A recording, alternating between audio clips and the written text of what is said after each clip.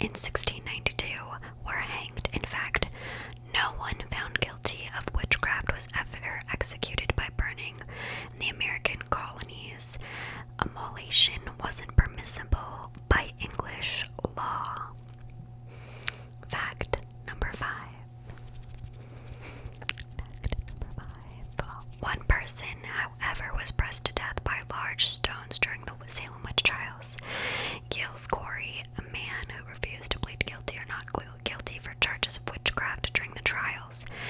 The court found Corey guilty despite staying mute by using the French legal precedent of bien fort et dure. Corey is the only person in U.S. history to be pressed to death by court order. See, look graphic, I guess. The way that, like, if I could be some, like, mythical creature, I would be a witch. I just would be. You know what I mean? Anyway, number 6. The last time someone was convicted of witchcraft was in 1944. Fact number 7. Historically rooted misogyny led many to believe that women were somehow more susceptible to the dark arts or temptation by the devil, and therefore more likely to be witches. For instance, the laws of Alfred, written by King of Wessex Alfred the Great in 893 CE, specified witchcraft as an expressly female activity. Fact number 8. The Greek mythological witch goddess Circe inspired what is considered the first ballet, the Ballet Comique de la Reine, which may have been written for a real-life witch. Number 9. I have an itchy eyelash. Fact number 9. During the Trier witch trials in Germany, which lasted from 1581 to 1593, a total of 368 people were executed, and many of the victims were leading male figures of the cities and surrounding villages, including judges, counselors, priests, and deans of colleges. Number 10. Fact number 10. Okay, so I'm going to absolutely butcher this because I believe it's also German.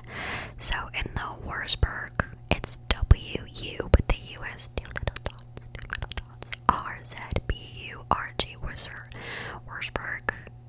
That's definitely not how you say it, but that's how you would pronounce it if it was like English. Wurzburg witch trial, which stretched from 1626 to 1631. 157 men, women, and children were burned at the stake for such random reasons as allegedly humming songs with the devil to begin a vagrant, unable to give an explanation as to why they were passing through the town of Wurzburg.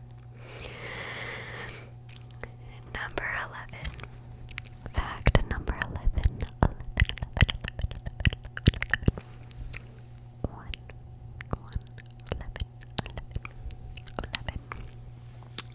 Glinda the Good Witch was a representation of the benevolent half of witchcraft, known as white magic. Historically, practitioners of white magic were known as white witches, and they were more folk healers than devious people out for the double toil and trouble. However, writer C.S. Lewis reversed the notion for the Chronicles of Narnia saga, making one of the main antagonists the icy and evil White Witch. Number 12. Fact number 12. During the Salem witch trials, most of the legally recognized evidence used against those accused of witchcraft amounted to spectral evidence or witness testimony that the accused person's spirit or spectral shape appeared to him or witness in a dream at the time the accused person's physical body was at another location, which was accepted on the basis that the devil and his minions were powerful enough to send their spirits or specters to pure religious people in order to lead them astray. Other evidence used against them were so-called witches' marks on their skin that allegedly proved that they had made pacts with the devil. Contemporary research suggested these marks were possibly small, ordinary lesions or supernumerary nipples. So, a fact about me that I do not often discuss is I actually have 2 extra nipples.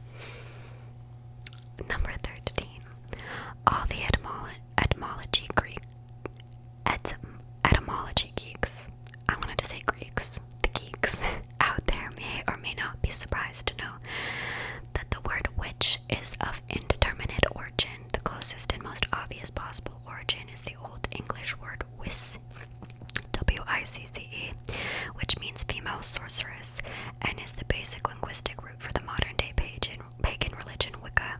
Another more specific possibility is a split meaning from the Old English Wickel, meaning divination, and w, meaning idol, both coming from Proto-Germanic word Wikkazaz, W-I-K-K-J-A-Z, which means necromancer or one who wakes the dead. Fact number 14. In Sweden, there are Easter witches. According to Time, little girls dress up in rags and old clothes, two big skirts and shawls, and go door to door with a copper kettle looking for treats. The tradition is said to come from the old belief that witches would fly to a German mountain before Easter to go fort with Satan. On their way back, Swedes would light fires to scare them away, a practice honored today with bonfires and fireworks across the land. Number 15. In the 15th century, witchcraft was a grave concern to a lot of people, and major pieces of literature were written about witches. The most famous was the Malleus Maleficarum, a legal and theological document that became the de facto handbook on how to deal with witches and witchcraft, and spurred the nascent hysteria caused by witch hunting in Europe that would last well into the 18th century. Fact number 16. James I of England's 1597 book, Daemonology, was a treatise that threw his support behind the importance of the practice of witch hunting. James himself even presided over the 1590 North Berwick witch trials when he believed a devious earl plotted to overthrow the then King of Scotland with the help of a coven. Fact number 17. Fact number 17. In 1484, Pope Innocent VIII issued a papal bull titled Summis Desiderantes Affectibus, or desiring with supreme ardor,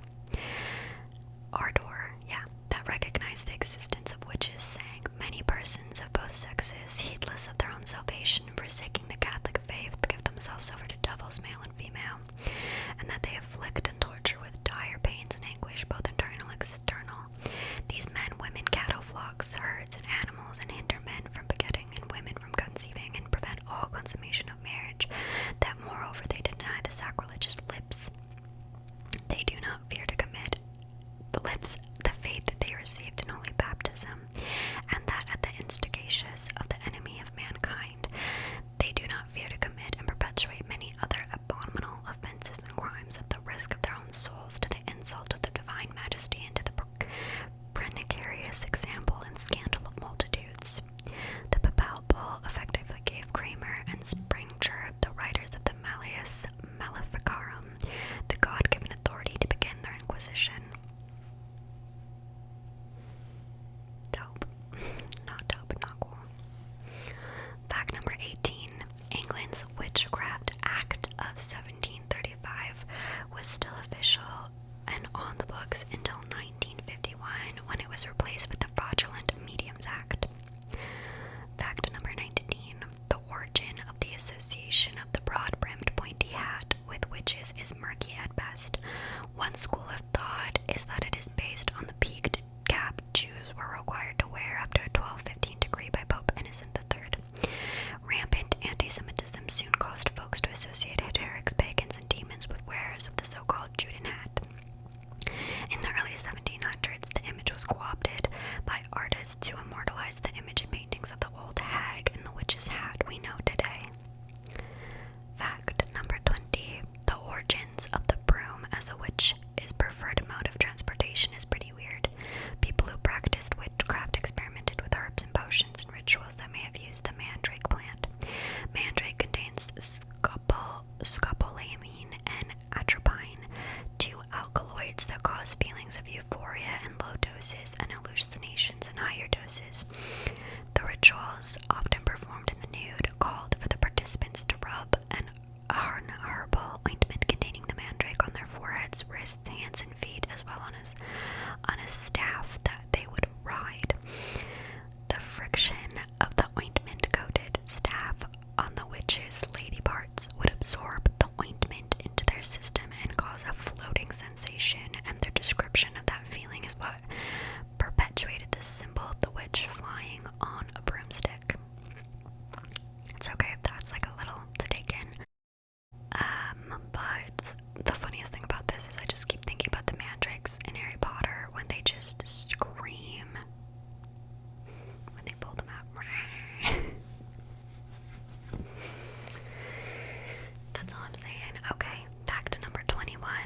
It's unclear exactly when witches came on the historical scene, but one of the earliest records of a witch is in the Bible in the book of 1 Samuel, thought to be written between 931 BC and 721 BC. It tells the story of when King Saul sought the witch of Endor to summon the dead prophet Samuel's spirit to help him defeat the Philistine army. Number 22. Other Old Testament verses condemn witches, such as the oft-cited Exodus 22:18, which says, "Thou shalt not suffer a witch to live." Additional biblical passage is caution against divination, chanting, raising witches to contact the dead. Thou shalt not suffer a witch to live. Thou shalt not suffer a witch to live. Fact number 23. Between the years 1500 and 1660, up to 80,000 suspected witches were put to death in Europe. Around 80% of them were women thought to be in cahoots with the devil and filled with lust. Germany had the highest witchcraft execution rate, while Ireland had the lowest. Probably busy being leprechauns. I'm just kidding, that was a joke. It probably wasn't funny. Number 24. Fact number 24. The Salem witch trials began when 9-year-old Elizabeth Parris and 11-year-old Abigail Williams began suffering from fits, body contortions, and uncontrolled screaming. Today it is believed that they were poisoned by a fungus that caused spasms and delusions. 25. In Windsor, Connecticut, in 1647, Als Young was the first person in America executed for witchcraft. Number 26.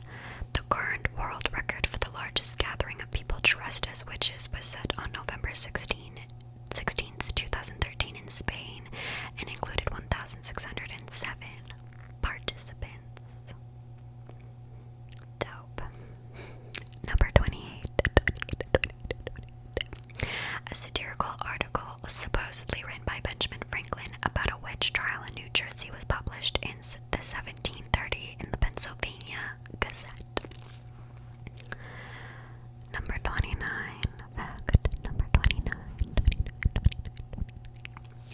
Modern-day witches of the Western world still struggle to shake their historical stereotype. Most practice Wicca, an official religion in the United States and Canada. Wiccans avoid evil and the appearance of evil at all costs. Their motto is to harm none, and they strive to live peaceful, tolerant, and balanced life in tune with nature and humanity. Nature and humanity. Fact number 30. Many modern-day witches still perform witchcraft, but there's seldom anything sinister about it. Their spells and incantations are often derived from their Book of Shadows, a 20th century collection of wisdom and witchcraft, and can be compared to the act of prayer in other religions. A modern-day witchcraft potion is more likely to be an herbal remedy for the flu instead of a hex to harm someone. Number 31. Fact number 31. Along with magic and broomsticks, black cats are one of the most common things associated with witches, and it turns out this association comes from a 15th century Puritan Christian belief that witches could turn into black cats at a moment's notice to avoid death. Fact number 32. 32. According to an analysis of several studies by Newsweek, there are approximately 1.5 million practicing witches across the United States as of 2018. Number 33. 33. Like most other forms of spirituality, modern witches who follow the Wiccan tradition celebrate annual holidays. Represented overall by the Wheel of the Year, the individual festivals are designed to celebrate the Earth's journey around the sun. They include Yule, which takes place on the winter solstice, Imbolc, the preparation for spring, which takes place on February 1st or 2nd, Ostara, which celebrates the end of winter, Beltane, which takes place on May 1st, Litha, which celebrates the summer solstice, Lammas, or, oh my gosh, Lugnasad, it's Lughnasadh,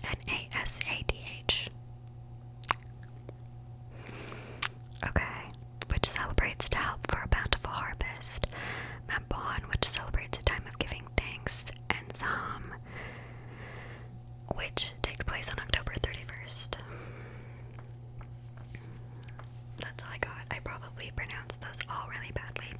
last year when I did my Halloween facts, like just about Halloween.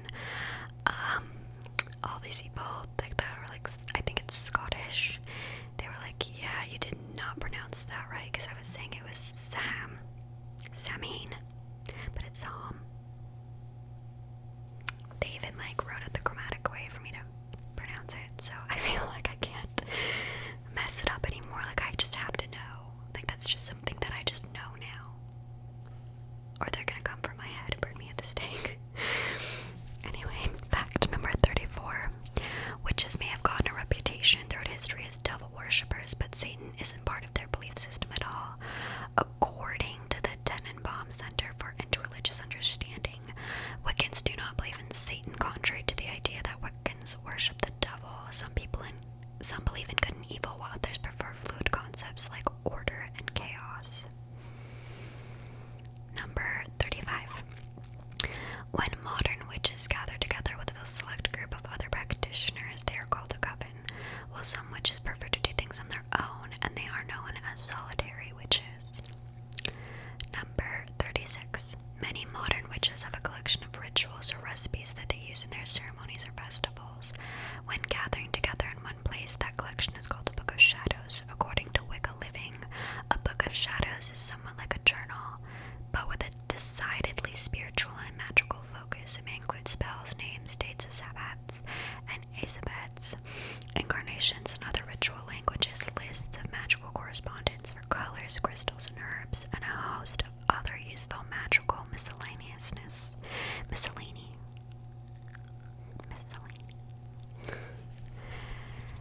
Number 37. The fastest marathoner dressed as a witch ran it in just under 3.5 hours. Number 38. The Indian counterpart of a witch is referred to as a Dayan or a Dayani. The terms have been taken from the Sanskrit word dakini, that refers to a woman with supernatural powers. It is believed that the Dayani cult stemmed from a 15th century secret society and Latur Maharashtra.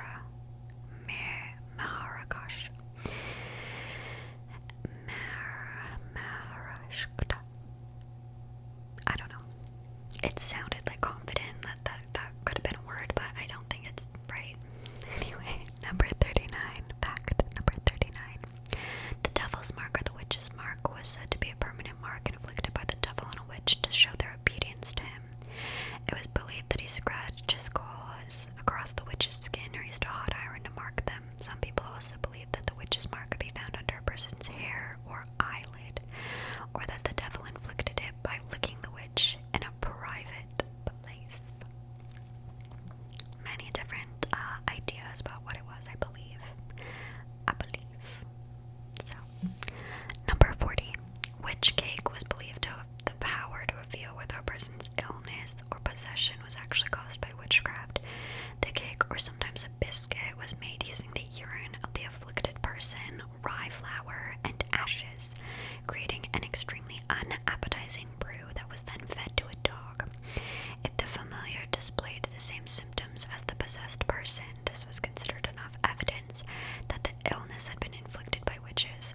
The dog was then supposed to point to the witches who had caused the illness. This technique was used during the Salem witch trials.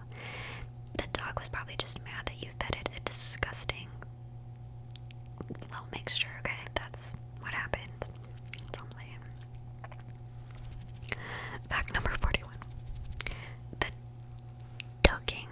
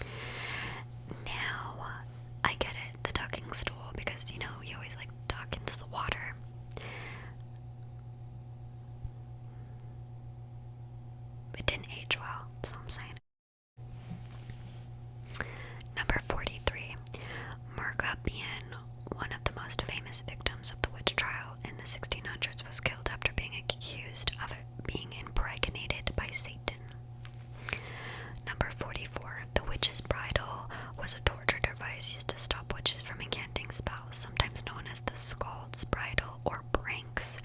The witch's bridle was a torture device used to stop witches from reciting spells. The device was usually made of iron and acted as a muzzle, with a piece of metal permanently placed in the mouth. It usually had spikes laying flat across the tongue, making talking excruciating and virtually impossible. The device was used as a method of humiliation, usually with a chain attached to it, so the supposed witch could be paraded around in public. Fact number 45. Pricking was the act of using a small needle or knife to prick a mark that was thought to be the devil's mark. Prickers would poke the mark, and if the accused didn't bleed or show signs of pain, they were said to be a witch. The people doing this were only paid if they found a supposed witch, so many sham prickers emerged. These men would use a knife that would retract into the handle when pressure was applied, resulting in people being falsely accused. Number 46. 4-year-old Dorothy Good was the youngest person to be accused of witchcraft in the Salem witch trials. Number 47. Another torture method was the garrote, in which suspected witches were strangled with a rope or a wire.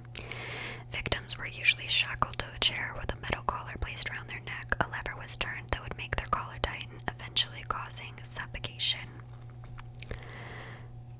Number 48.